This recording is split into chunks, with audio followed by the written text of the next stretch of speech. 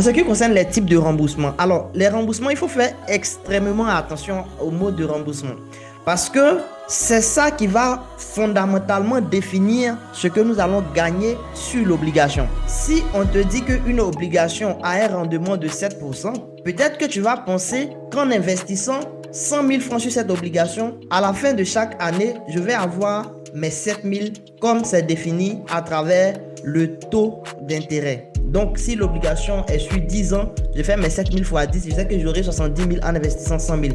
Je prends 100 000 pour faciliter le calcul. Peut-être c'est ce raisonnement-là qu'on est amené à voir lorsqu'on ne tient pas compte des types de remboursement qu'il y a. Alors qu'en réalité, ce n'est pas exactement pareil. Ce mode que je viens de décrire, c'est un mode de remboursement qu'on va appeler le remboursement infini.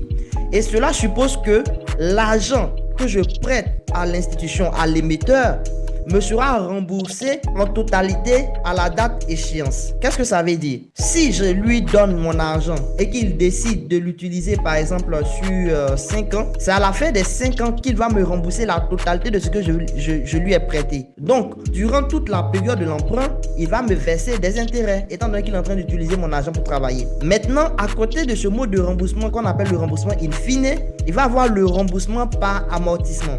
Dès que vous entendez amortissement, ça veut dire que c'est progressif. Donc, il va me donner au fur et à mesure une partie de mon capital.